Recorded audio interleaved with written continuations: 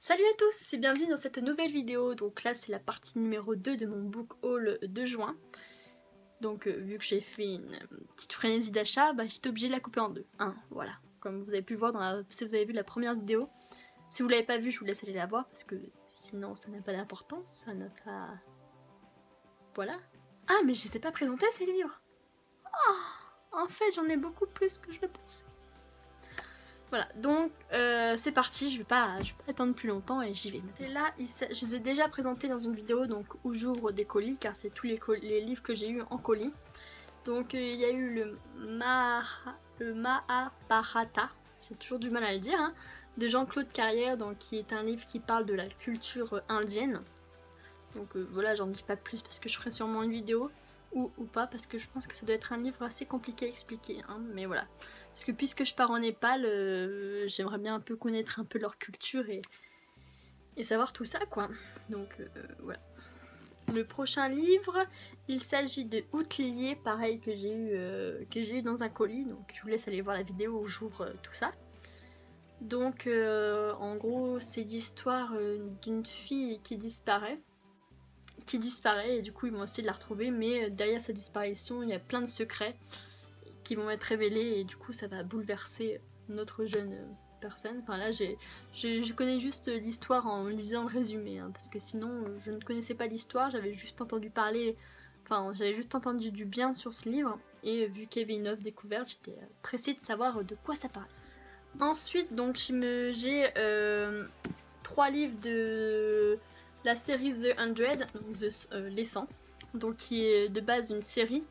Donc ça c'est les livres tirés de la série, donc c'est en fait c'est l'histoire de 100 prisonniers qui vivaient sur l'arche car de base la planète est devenue inhabitable car elle est devenue toxique en fait et tous les humains sur Terre sont morts.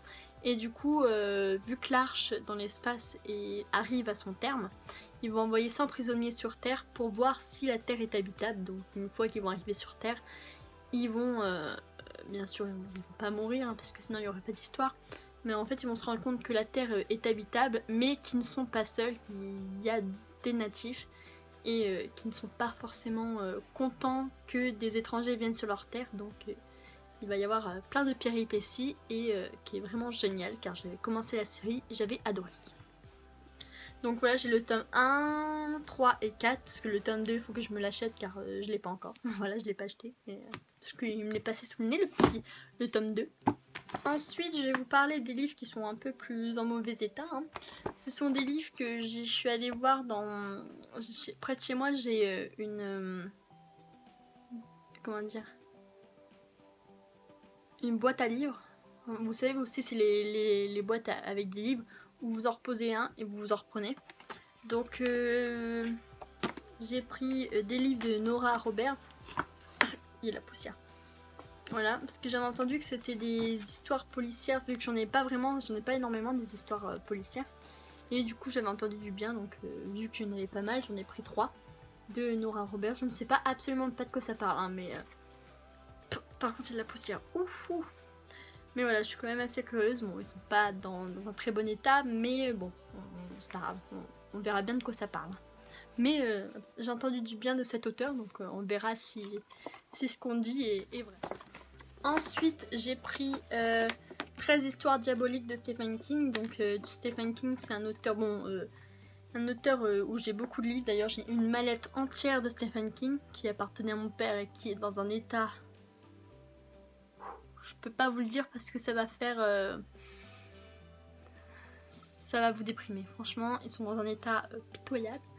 Donc j'ose même pas ouvrir la caisse tellement qu'ils sont détruits. Mais voilà. J'en avais jamais entendu parler ce livre-là, mais j'étais quand même... Clive Barker. Ah, il y a d'autres écrivains dedans. Ah ok, 13 histoires diaboliques. Ok, il y a des histoires de Stephen King, de Clive Barker et de Peter Strauss. Et les nouveaux maîtres de l'horreur. Ah ok, en fait il met Stephen King en gros parce que c'est le plus important je pense. Mais voilà. Donc bah, on verra bien. Peut-être que je me le lirai un jour. Je sais pas quand, mais voilà. Ça a l'air sympa et vu que mon père il aime bien Stephen King, je lui avais pris ça aussi. Donc passons après, ça va aller très vite parce que là il y a plein de livres dont je ne sais pas de quoi ça parle car ce sont des épreuves non corrigées. Donc j'ai eu Le matin de Neverward, donc de Marie Chapels, donc je ne sais pas de quoi ça parle. Bon, en gros il y a une mort mystérieuse et après il y a des secrets qui vont être révélés ou un truc comme ça, mais il est énorme le livre j'ai l'impression. Voilà, bon bref. Voilà, je ne sais pas de quoi ça parle, mais il sort par Epson le 22 août 2019. Donc c'est pas encore sorti. Ah, donc j'ai un livre qui n'est pas encore sorti. Donc je verrai bien de quoi ça parle, hein, voilà. Ensuite, bon là il est un peu abîmé, mais le théorème de labyrinthe de Tom Pollock. Donc pareil, je ne sais pas de quoi ça parle. Vraiment, je n'ai aucune idée en fait. Ah, en gros, c'est l'histoire d'un jeune virtuose en mathématiques et il ne trouve la paix que quand il est plongé dans les chiffres et son monde bascule lorsque sa mère est assassinée devant ses yeux. Et donc il va être subitement projeté dans un monde d'espionnage et de violence où secrets d'État et de famille se mêlent. Peter n'a plus que son instinct et son génie pour s'en sortir. C'est un trailer en fait. Ensuite, le prochain livre, il s'agit de Les yeux d'Eren. J'ai du mal à lire. Ouais, je suppose. De Dominique Brisson. Donc c'est... Pendant quelques mois, quelques années peut-être, la réalité du monde se détraque. De nombreux jeunes changent brusquement de personnalité, se transforment de manière incompréhensible, oubliant qu'ils ont été jusque-là. Des coccinelles se mettent à tomber par grappes entières, tandis que le ciel acquiert une couleur étrange. Puis certains adultes se volatilisent du jour au lendemain sans laisser d'explication. Eren, alors adolescente, voit tous ses repères disparaître. Pourquoi sa mère me sent-elle si lointaine ? Qu'arrive-t-il à sa meilleure amie ? Peut-elle faire confiance à son nouvel amour ?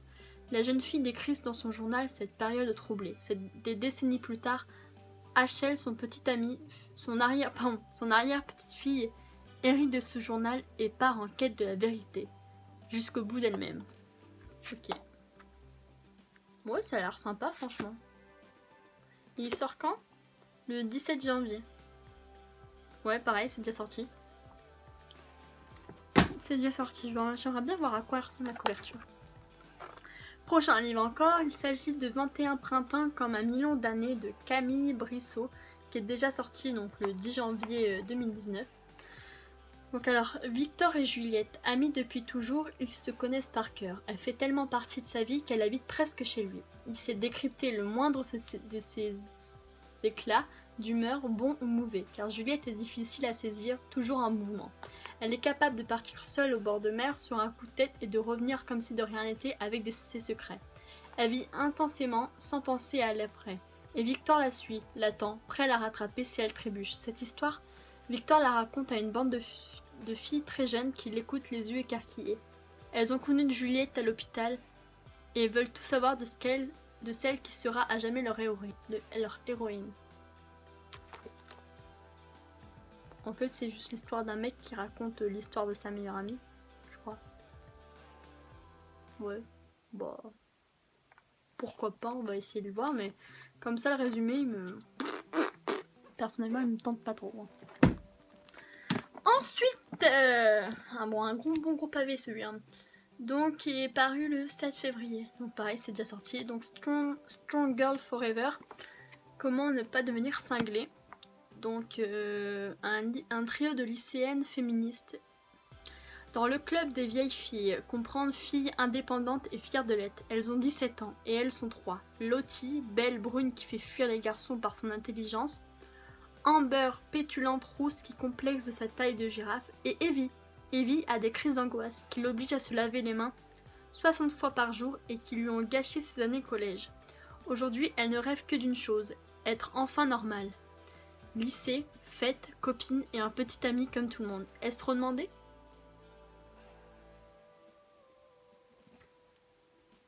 Ouais. Bah ça peut être sympa. En tout cas j'espère parce que c'est un bon gros pavé quand même. Hein. Enfin un pavé. J'ai lu le plus gros mais j'espère que ça va être bien quoi. Puis donc j'ai reçu ça. Enfin, on m'a donné ça. Je ne sais pas du tout de quoi il y a ce qu'il y a dedans. Mais je vais l'ouvrir comme ça devant vous avec vous. Ah. Oups, j'ai arraché la boîte. Voilà. Ah, mais il y avait un stylo déjà dedans. Un stylo rose. C'est gentil, merci.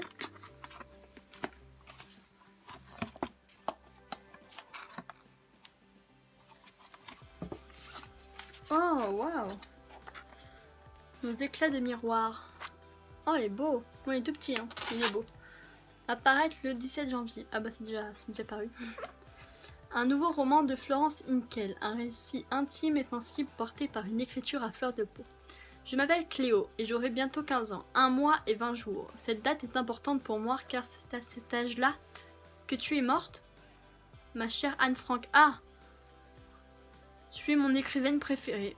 Alors j'ai décidé de m'adresser à toi dans ce nouveau carnet. Je vais te raconter ce qui m'interroge, me fait rire ou me bouleverse.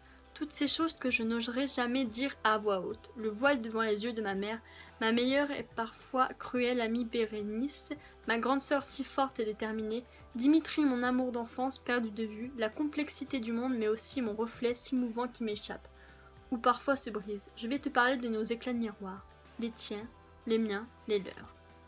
Ouais, ça a l'air sympa. En gros, c'est une fille qui part en son journal intime, quoi. Donc ça peut être sympa. Donc, et dedans, avec, j'ai ça. Oh, un carnet. Donc le carnet est beaucoup plus gros que le livre, mais oh, ça peut être sympa, ouais. Ah. Donc de la marque Bic. Donc ouais. Je sais pas, il ressemble trop à un livre en fait.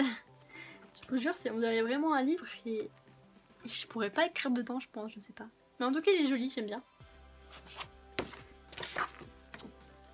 Avec un petit mot de l'auteur. Voilà, avec une petite interview de l'auteur. Ouh, ça a l'air sympa en tout cas tout ça.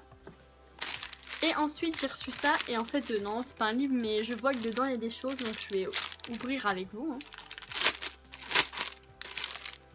Ah, ça sent fort. Il y a un truc qui sent super fort là-dedans. Alors, il y a un marque-page déjà. Donc le petit truc je l'ai eu gratuitement. Hein, oh la vache, j'arrive pas à le sortir.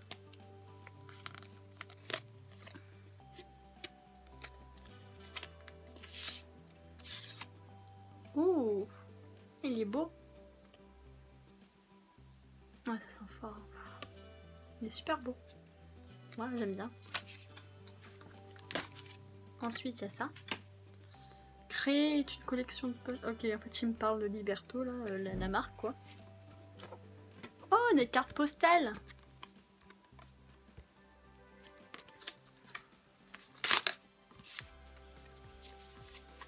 Oh, c'est magnifique.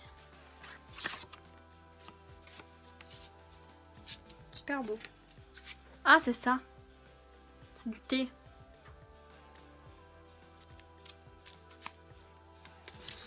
Thé à déguster, délicieux thé noir aux notes chaleureuses de cannelle.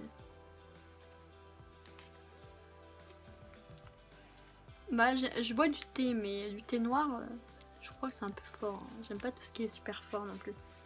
Et voilà. Et du coup, la fameuse pochette qui est super belle. Hein. Et du coup, ça permet que par exemple en vacances, quand j'emmène un livre, bah.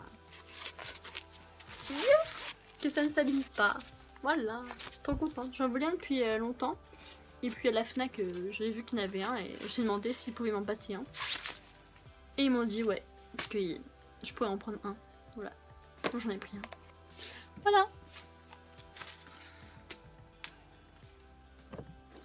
Donc voilà, c'est la fin de cette vidéo. J'espère qu'elle vous aura plu. En tout cas, moi, ça m'a fait plaisir de la voir. Donc surtout, on arrive à la fin de la vidéo. Donc j'espère que vous êtes déjà allés voir la première vidéo. Hein, parce que... Sinon, si vous n'êtes pas allé la voir la première vidéo, allez la voir maintenant. Et je vous souhaite, pour ceux qui sont en vacances, de très bonnes vacances. Et je vous dis à la prochaine pour une autre vidéo. Donc ma prochaine vidéo, ça sera un mardi que lisez-vous. Donc ça y est, je me remets en route là. Parce qu'avant, j'avais fait que des vidéos qui parlaient d'un seul livre. Mais là, enfin, si ma présentation de Rage et de sang n'est pas trop longue, je présenterai d'autres livres. Voilà. Bon allez, salut!